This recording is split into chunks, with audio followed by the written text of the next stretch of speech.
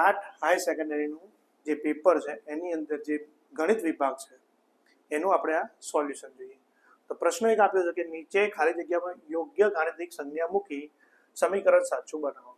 હવે શું આપ્યું છે 45 પછી ખાલી જગ્યા 9 5 ખાલી જગ્યા અને 10. તો પહેલું 45 અને 9 વચ્ચે સંબંધ કયો હોય? તો 45 અને 9 વચ્ચેનો સંબંધ હોય ભાગાકારનો. એટલે પહેલો ઓપ્શન ભાગાકાર આવતો હોય તો સીધો જ આપણને ખબર પડી જાય એ. કેમનું? જો 45 ને તમે 9 વડે ભાગો કેટલા આયા 5.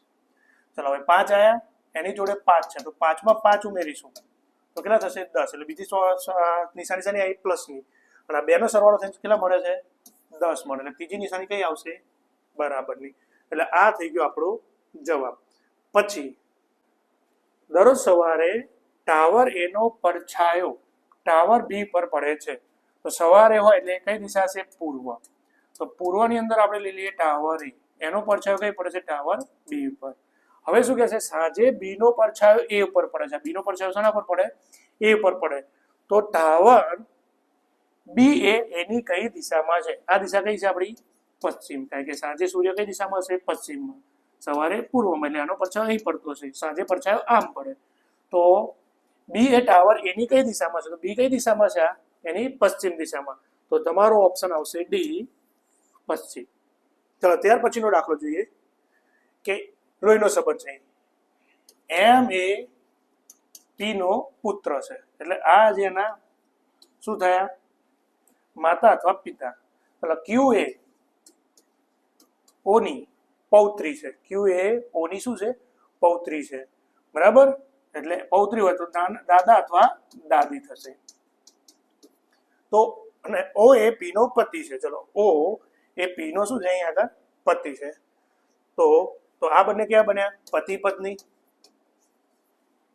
તો એમ અને ઓ સાથે સંબંધ શું હશે? તો એમ શું છે? અહીં આગળ પી નો પુત્ર, તો ઓ નો પણ શું થાય? પુત્ર. એટલે જવાબ શું આવશે? સી.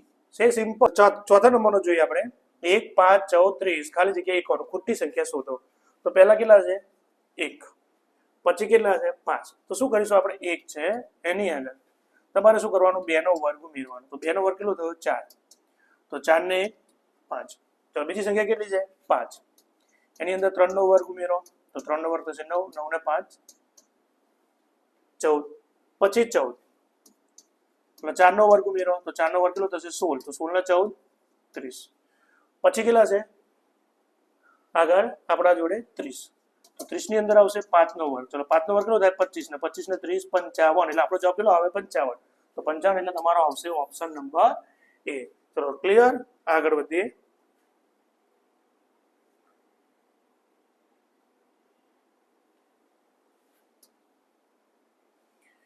નીચેનામાંથી બાકીની સંખ્યાઓમાંથી જુદી પડતી સંખ્યા કઈ છે?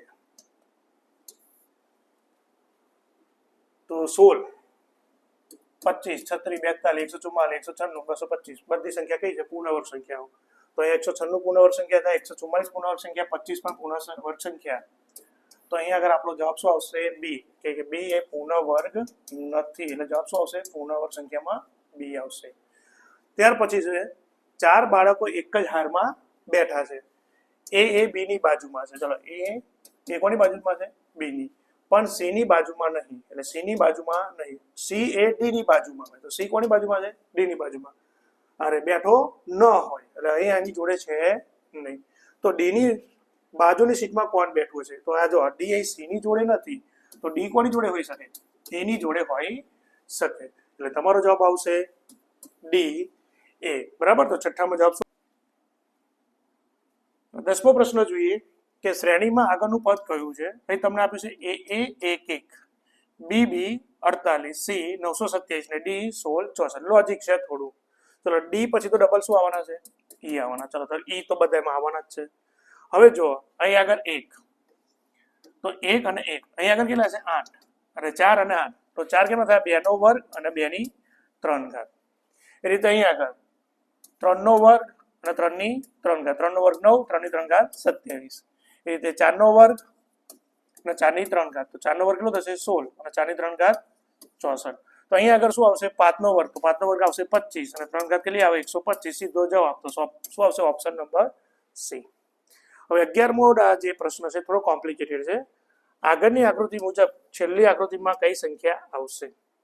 હવે આપણે લોજિકથી અત્યારે તો ગણીએ છીએ કે અહીં આગળ ગુણાકાર કરો તો 14 તરી 42 અને આનો ગુણાકાર કરો તો 8 છંગ 48 તો 6 તરી 18 એટલે અહીં આગળ થાય છે 18. આ બેનો ગુણાકાર કરે એ રીતે 9 પંચા 45 અને 21 તરી 63 તો 5 તરી 15 એ રીતે અહીં ગુણાકાર કરો તો 17 તરી 51 અને 8 સતા 56 તો 7 તરી 21 તો કયો જવાબ આવશે આપણો?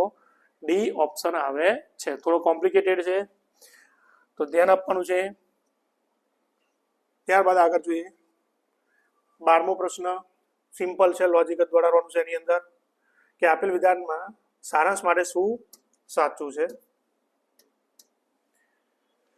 કે ભારત બહુવિધ ભાષાનો દેશ છે વિધાન છે તો બધા ભારતીય એકથી વધુ ભાષા શીખવી જોઈએ અને દરેક દેશ બહુવિધ ભાષાઓ ધરાવતો દરેક દેશ બહુવિધ ભાષા ધરાવતો નથી એટલે એક તો ખોટું એટલે વિધાન 2 આપણું કેવું છે?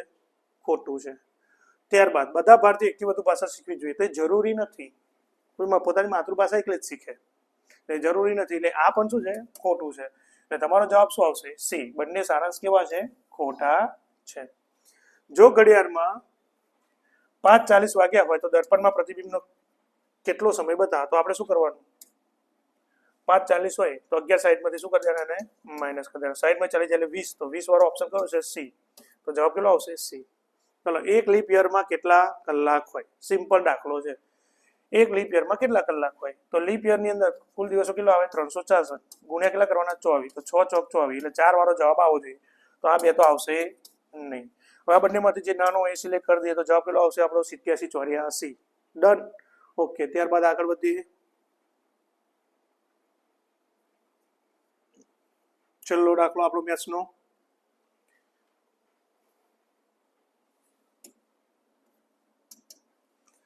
જો પ્લસનો અર્થ ગુણાકાર થાય તો 5 ગુણ્યા 6 થશે બરાબર, કારણ કે પ્લસનો અર્થ શું કર્યો છે આપણે? ગુણ્યા અને માઇનસનો અર્થ પ્લસ થાય તો -6 છે એટલે કે +6 કરીએ અને ગુણ્યાનો અર્થ થાય ભાગાકાર તો ભાગ્યા 12 તો 6 પંચા 30 + 6 ભાગ્યા 12 તો 36 ભાગ્યા 12 તો 12 તરી 36 એટલે જવાબ કેટલો આવશે? 3. તો ઓપ્શન આવશે બી 0.